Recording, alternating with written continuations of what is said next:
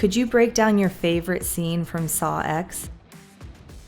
Okay, so I'm very excited to talk about Mateo's brain surgery trap with you. This was one of a few trap sequences in Saw X. We spent a lot of time in pre-production designing this, and among the things that we did in pre-production in order to make sure that this was gonna work, we tested this trap 4 or 5 times. This involved working with the prosthetics company, which was Fractured Effects. They did Westworld, Eyes of Tammy Faye, they did The Nick, they've done a ton of stuff that I love. They did incredible prosthetics. So they designed the brain prosthetic that we actually use. And so a lot of what you're doing is you're figuring out what are the prosthetic pieces, what are the pieces where there are blood, and what are the sort of special moments of this trap. That sort of starts with a variety of things.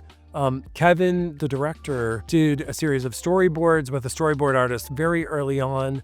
Those were not done in correlation with the shot list. Those were just done to show the producers, to show the actors, to show the artists involved. This is the general idea of what this trap is. We always knew that this trap was going to have kind of Catholic undertones. He's wearing essentially like the crucifix, he's wearing like a cross on, or like the crown of thorns on his head. We were playing with this idea of like Dante's Inferno was sort of what was driving the idea of like this descent into hell into Saw X. So as the traps start, we were sort of playing with that idea and sort of using colors to descend it further and further into this kind of dark, grimy, murky, muddy sort of space. And my whole thing with Saw is it's essentially if Seven was a new metal music video, you're sort of like trying to create a world where it feels like you need a tetanus shot afterwards. It's rusty, it's drippy, it's oozy, it's unsettling. It's a bit grotesque. And so in this case, what we wanted to do was essentially we tested the trap a bunch of times.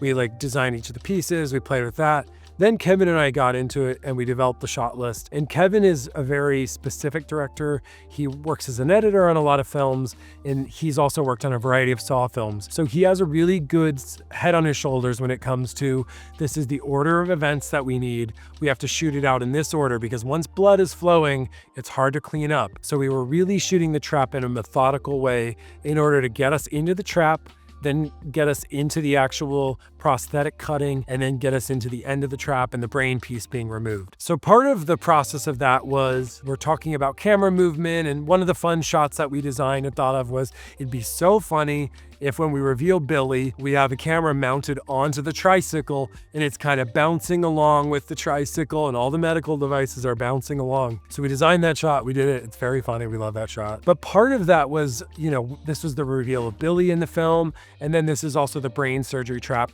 How do we make each sort of moment unique? And one of the big challenges of Saw X was similar to the first film, and unlike any of the other films after that, it's essentially one location. The lighting could all just sit and be one look, and then the movie is one thing. In all the trailers and throughout the arc of the movie, it's just one look. We didn't want that.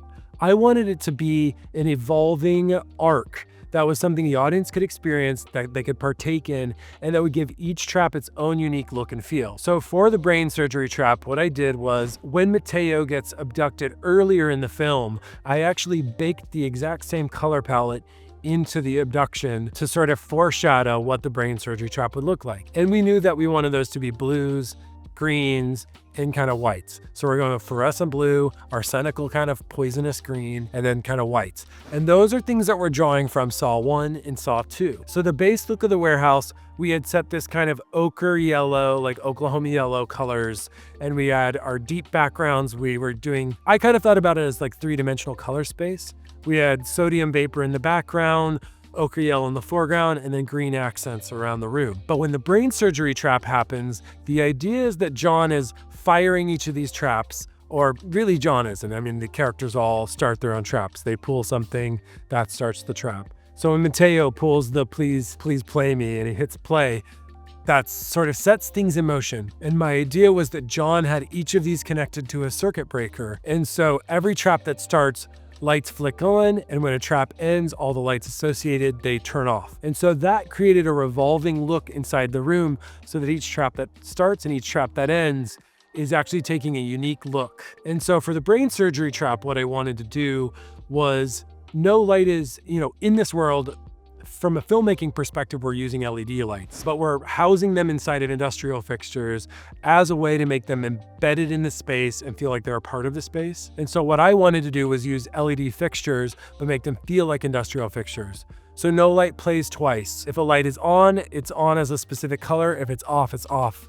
You know, if it's on as another, it's on as another color. So when we transition into the brain surgery trap, we go from the base look of the room into this blue and green kind of look. And so the lights shut off and then these kind of flicker on with the fluorescence and the sort of, you know, industrial fixtures coming on.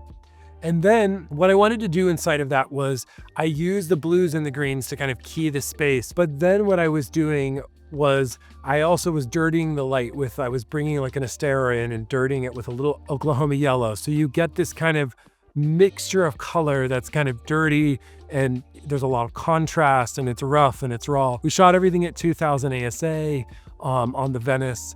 In order to create some texture, we added grain in post. We also were using pearlescent ones on Cooke Classic lenses. So it had kind of a vintage quality anyway, because we wanted to feel like the older 35mm Saw 1 and 2. We shot 1.8.5 because the boxiness of that feels like Saw.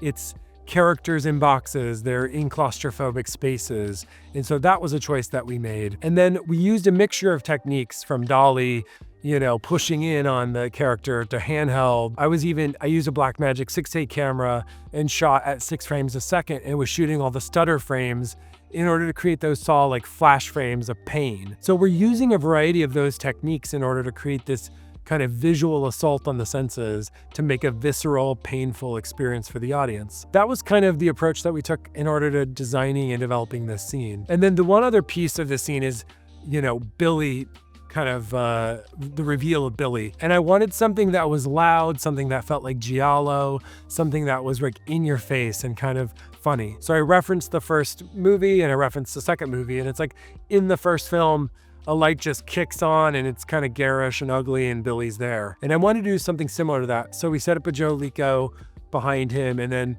boom, it kicks on. There's a huge shaft of light coming out of this room. We did not haze the space. That's how much dust was in the air in the warehouse. So I don't know what I was breathing the whole time we were shooting. And that's just bouncing back up on him. And we did a lot of work in pre-production, you know, to design what the warehouse was.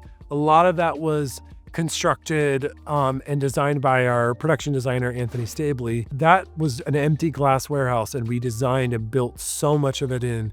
And we're building in tone, we're building in texture, you know, we're building in grading and all sorts of stuff into the space. A fundamental part of that as well is also, you know, the traps are very much based around timing. So we always shoot the clock, you know, in wide shot and close up. And then it was actually important that we have the clock in a high kind of space, you know, within the warehouse, because otherwise it has to be VFX'd every time. Because inevitably in the edit, you're shooting, you're cutting, you're shooting, you're cutting, and the clock doesn't match. So we wanted it somewhere kind of separate so we could shoot it. It's a separate piece. And we shot almost every trap in one day. So we have to move like lightning. You're getting a lot of pieces of coverage, but you're also working with incredibly talented people. And we always shot every scene in Saw X with 2 cameras, sometimes 3. And this was a case where we shot with 3 cameras. So you just move very quickly, you prepare as much as you can, and then you get into the bloody mess of it all.